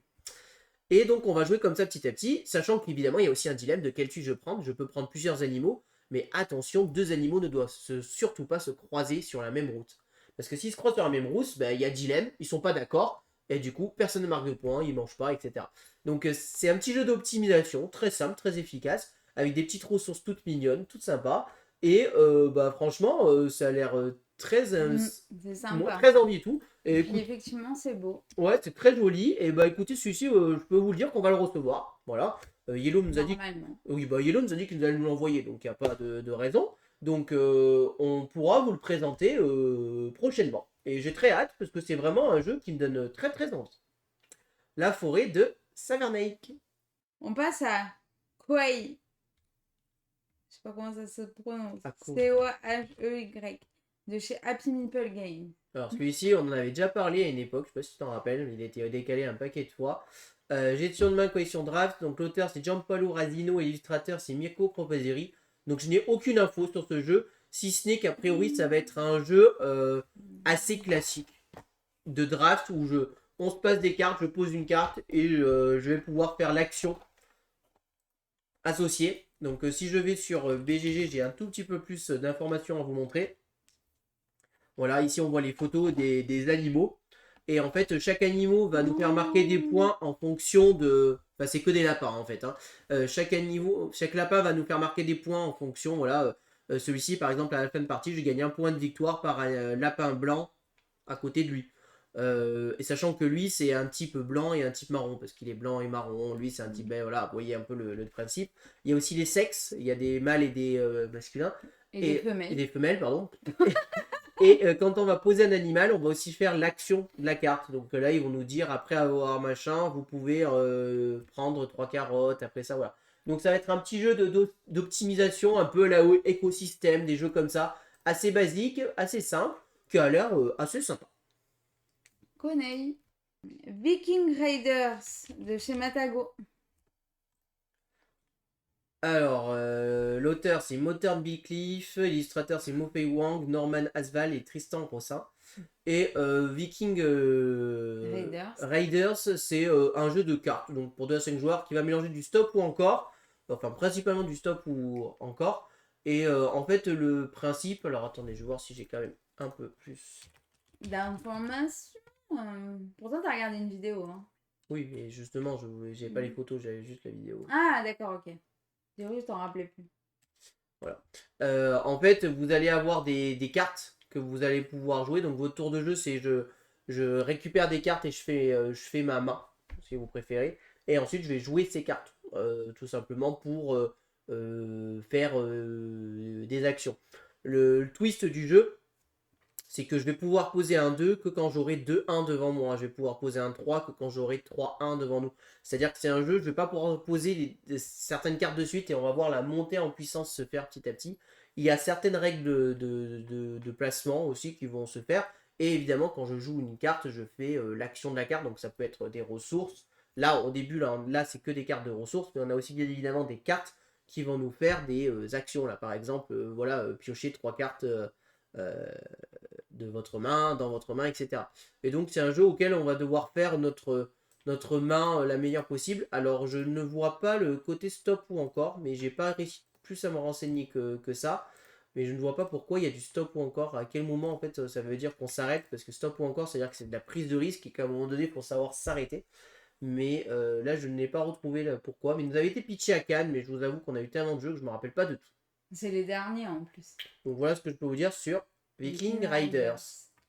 Flower, un jeu mandala de chez Lockout Games. Donc Flowers, un jeu mandala. Donc l'auteur c'est Trevor Benjamin et Brett Gilbert et l'illustrateur c'est Clemens Frantz. Et j'étais intéressé au départ et je vous avoue quand j'ai lu la règle, bah, j'ai rien compris. J'ai trouvé la règle et j'ai pas trop compris au jeu. En fait le principe c'est qu'on va se battre sur des mandalas, donc des fleurs comme ça, et on va jouer des cartes de notre couleur sur ces fameuses fleurs. Et quand il y a un certain nombre de cartes, ça déclenche la fin de la fleur. Et celui qui a le plus de cartes de sa couleur va remporter un morceau de la fleur. Et ensuite, celui qui a le plus d'autres choses va remporter aussi un autre morceau de la fleur. Et le but, c'est d'essayer d'obtenir le plus de points possible. Voilà. Je vous avoue, j'ai eu du mal à comprendre les règles, hein, vraiment. Et là, même là, j'ai lu le pitch, j'ai dû relire 3 fois. Et quand on va jouer des cartes, on va mettre un jeton revendication. Voilà. Bon, j'ai demandé à. Enfin, il fait partie des jeux que potentiellement on peut avoir d'Asmodée. Donc si on l'a, j'aurai la règle et qu'on y joue avec Gaëlou, je pourrais vous en dire plus. Mais je vous avoue que là, comme ça, j'ai eu un peu de mal à comprendre le principe du jeu. Flowers. Rune Masters de chez Funforge. Alors, Rune Masters, donc coopération Tower Defense et Hasard. L'auteur c'est Antoine Prono, l'illustrateur c'est Paul Mamafone, Théo Guillot et Adrien Martinez. Donc ceci je ne l'ai pas bossé, mais bon c'est du Tower Defense a priori assez classique pour être honnête. Je vous rappelle que le principe de Tower Defense c'est quoi? C'est on survit à des vagues d'attaques de monstres et on doit se coordonner, défendre, essayer de mieux se placer pour protéger le temple. Voilà. Bon. Pour être honnête, celui-ci, ça me fait vraiment du déjà vu avec déjà d'autres types de jeux qui existent. J'ai vraiment pas eu l'impression qu'il révolutionnait le game. Valrock Deluxe de chez Omega Games. Bon, on va partir sur Valrock, tout simplement. Donc, Valrock, donc 19 avril, a priori plutôt. L'auteur, c'est Thomas Carlier, illustrateur, c'est Sophie Garcia. Donc lui c'est un jeu qui va être un placement d'ouvriers. Nous sommes des archimages, tout simplement, des mages, voilà. Et nous allons essayer de devenir en fait le meilleur archimage. Voilà, tout simplement. C'est un jeu de placement d'ouvriers assez classique. On va venir se placer dans les zones et faire l'action associée.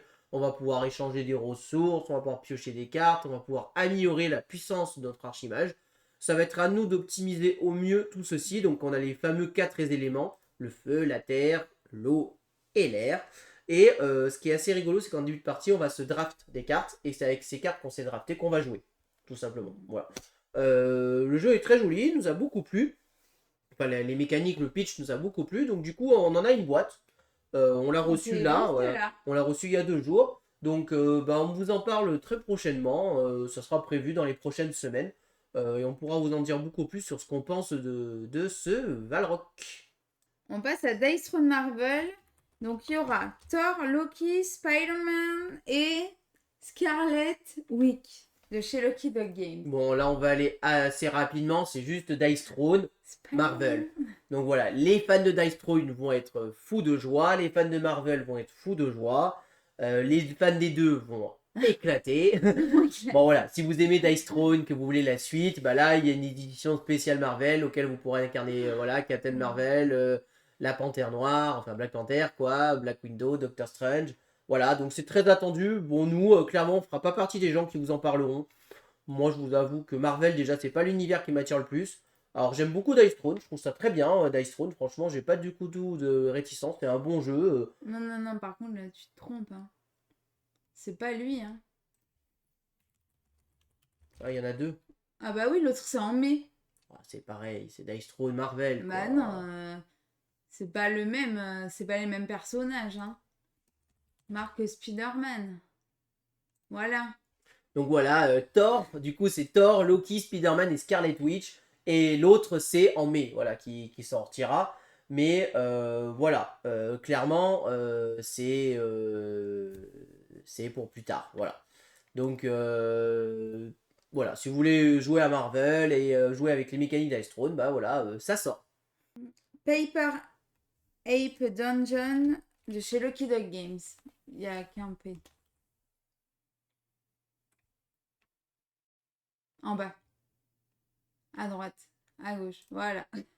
Donc là, encore une fois, on est sur du jeu solo. L'auteur, c'est Tom Brinton, illustrateur Matthew Mikashi. Donc jeu solo, je vous renvoie de nouveau chez Zugma. N'hésitez pas à aller le voir et il en parle mieux que nous.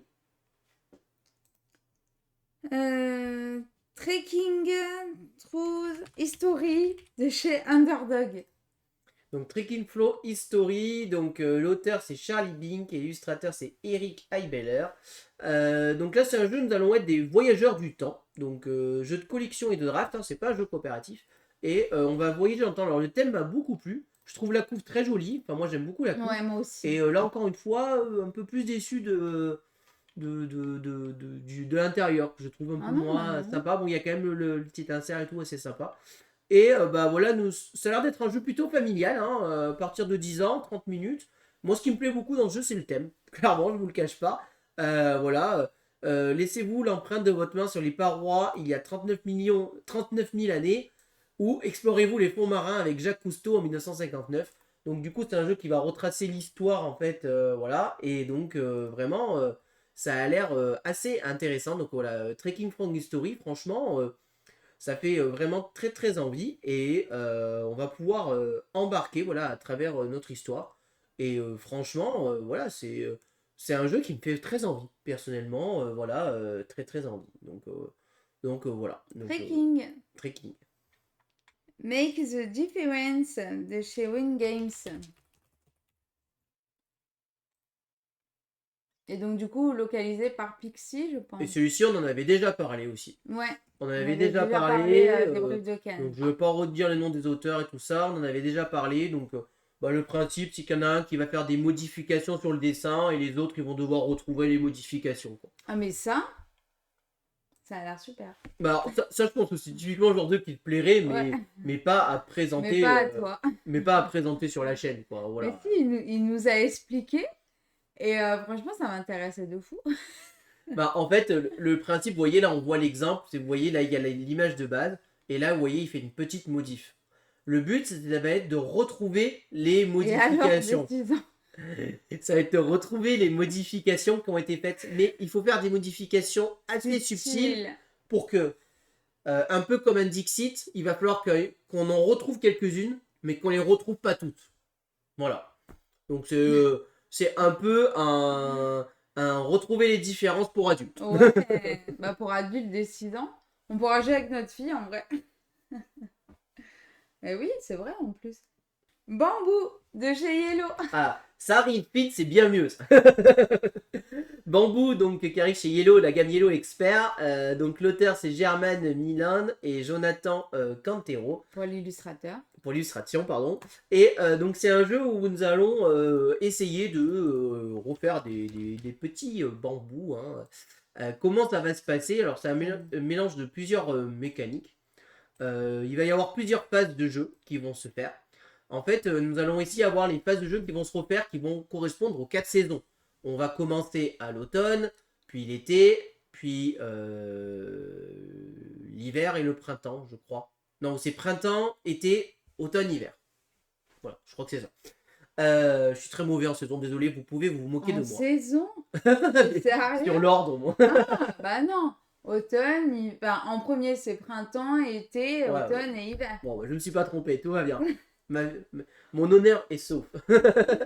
Et donc, à chaque étape, nous allons faire plusieurs choses. La première étape ici, c'est l'étape de printemps. Donc, on va récupérer en fait ce qu'on appelle des encens, je crois, ça s'appelle. Et ces encens, en fait, on va en faire don au temple, tout simplement. On va récupérer une petite tuile qui va nous permettre de faire une petite action bonus. Bon, là, je vous passe les détails. Et ensuite, on passe là sur la deuxième saison. Et ici, là, on va cette fois-ci faire des dons au temple. Et en faisant des dons au temple, nous allons pouvoir y récupérer des tuiles. Sachant que le joueur qui aura fait le plus de dons au temple va gagner des récompenses.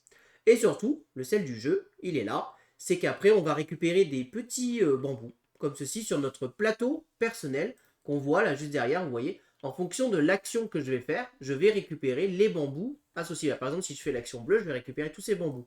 Ces bambous, je vais venir les placer ici, pour y faire des actions. Sur les bambous, là, vous voyez, on a les fameuses actions possibles. Et parmi les actions, je vais pouvoir gagner de l'argent, je vais pouvoir récupérer des ressources ici. Ici, on va avoir une action qu'on appelle l'équilibre. Alors, je ne vais pas rentrer dans les détails parce que je ne me suis pas renseigné sur tout encore. Et enfin, ici, on va avoir on va pouvoir dépenser les fameux sous pour récupérer des tuiles. Et tout le sel du jeu va se jouer là et on va monter petit à petit et on va faire nos petits bambous et marquer des points. Franchement, je suis hyper hypé. D'ailleurs, on voit d'ailleurs l'autre jeu, Ouais. Forêt de Savernay, qui est le même éditeur. Et ça fait super envie. Ça a l'air plus léger quand même que Château Blanc qui était dans la même gamme que jeu. Ça a l'air un peu plus simple. Je suis assez fan d'illustration, je trouve ça super joli. Je sais pas si on va le recevoir, mais en tout cas, il fait partie des jeux que j'ai demandé à Yellow. Très honnêtement, si on le reçoit, on vous le présente, mais vraiment avec un grand plaisir. Plaisir. Voilà ce que je peux vous dire sur Bambou. Bambou. Bardwood Grove de chez Super Meeple. Bardwood Glove. Groove. Je sais pas. L'auteur c'est Cal Van Ostran et l'illustrateur c'est Mihailo Dimitrievski. Donc c'est un jeu dans le thème de la baie des marchands, enfin dans le même univers plutôt que la baie des marchands.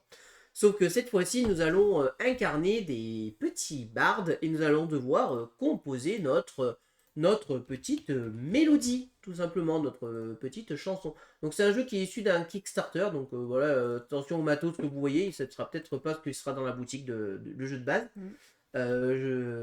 Donc voilà, jeu de placement d'ouvrier, hein, assez classique. On va se placer à un endroit, faire l'action de notre ouvrier. Le but ici sur notre plateau personnel, de faire notre petite chanson on va cumuler petit à petit.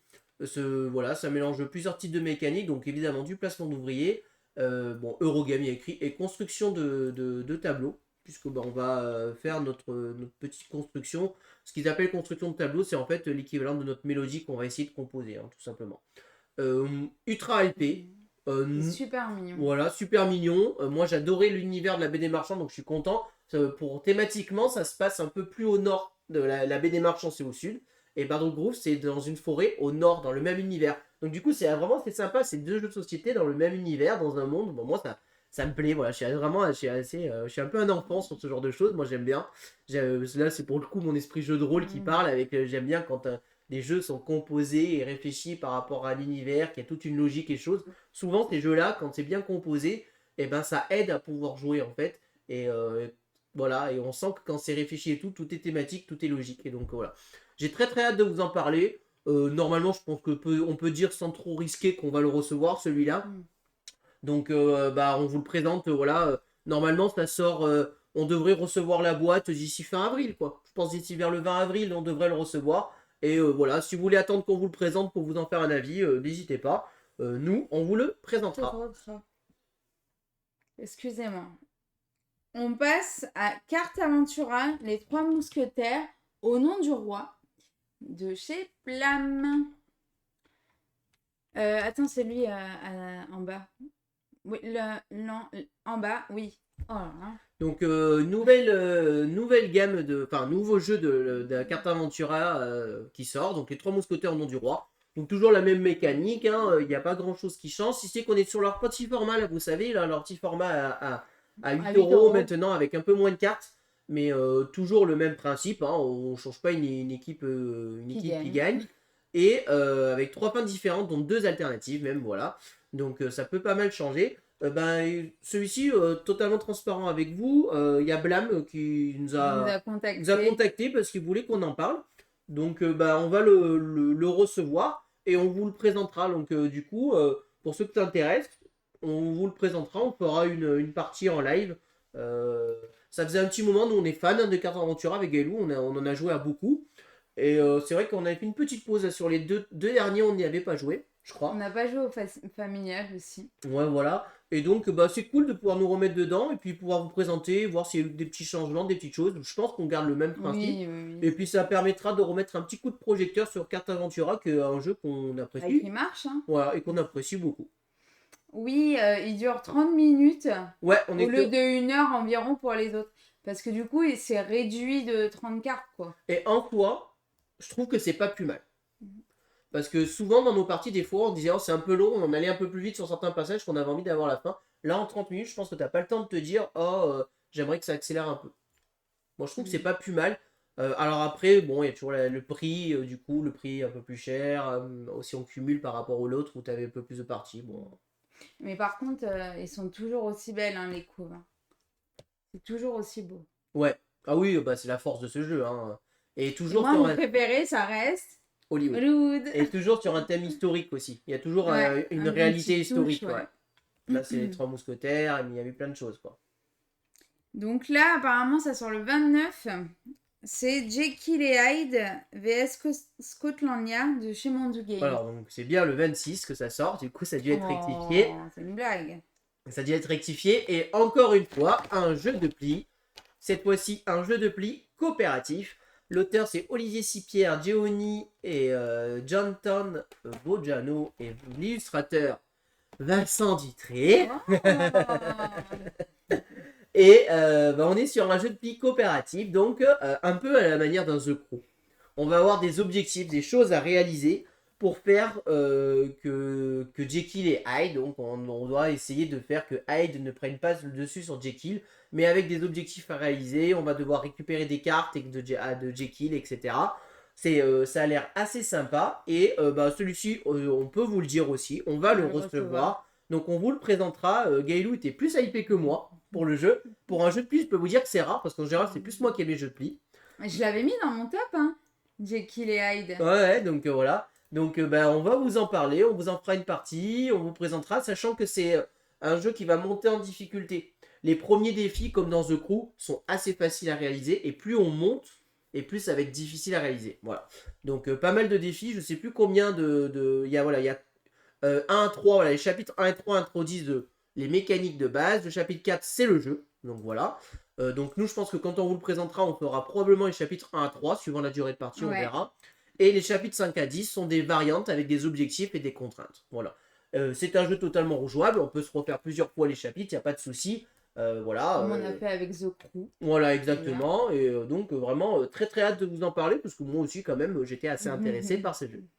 Voilà, Jekyll et Hyde vs Scotland Yard. Là, on va passer aux extensions. Alors, extension comme d'habitude, on vous dit juste les sorties, je rentre pas dans les détails.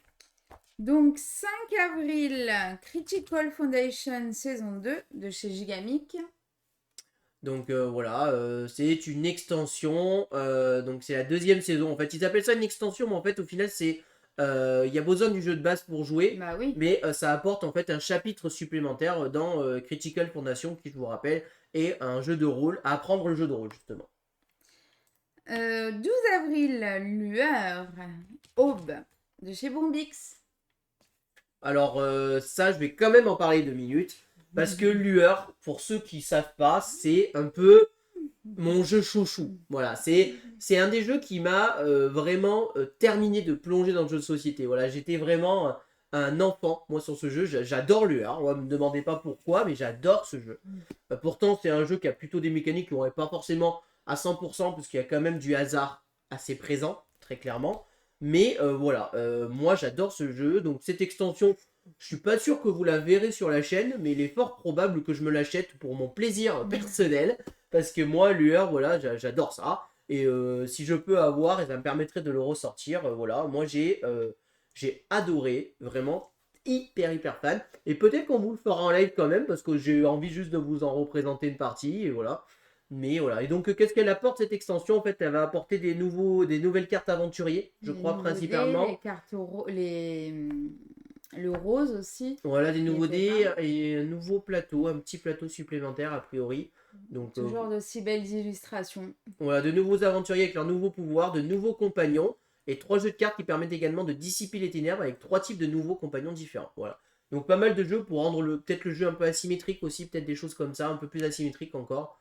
Bon, voilà, vraiment, bon, moi c'est tout ce qui me plairait, voilà. Mais moi en tout cas, voilà, petit caribou, je suis comme toi, moi Lueur, c'est vraiment, j'adore. Pépite! Voilà, ça fait partie des jeux. Des fois, on dit qu'est-ce qui quitte la ludothèque et tout, ça fait partie des jeux. Lueur. Je me poserai jamais la question, il ne quittera jamais ma ludothèque. On passe au 19 avril avec du coup l'extension Wonderland, la folie éclatante de chez Lucky Dog Games. Donc voilà l'extension qui sort en même temps de One Under What. Au 26 avril, Nucleum Australie de chez Intrafin. Donc celle-ci, je vous en ai déjà parlé la dernière fois, elle a été décalée, elle sort en avril finalement. Donc qui apporte surtout le côté marin, puisqu'on va pouvoir passer par l'eau. Et il va y avoir des ports et tout ça qui vont être faits. Ça ajoute des petites cartes supplémentaires. Quoi, voilà. Vous voyez, il y a l'eau qui apparaît, une nouvelle carte avec de l'eau, tout ça, des nouvelles petites mécaniques intéressantes. Et au dernier jeu, du coup, l'extension Barwood Grove, Spirits of the Grove de chez Super Meeple. Donc voilà, comme je vous disais, c'est un jeu issu d'un Kickstarter. Donc du coup, l'extension, ça apporte tout le nécessaire pour un 5e joueur et ainsi que 2 nouveaux bardes et 8 nouveaux événements.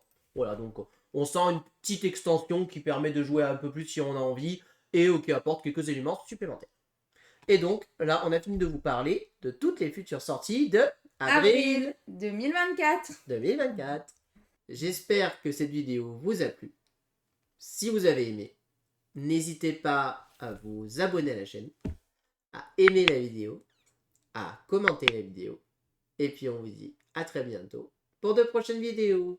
Merci beaucoup, à bientôt, au revoir. Au revoir et n'hésitez pas à nous rejoindre sur les réseaux sociaux.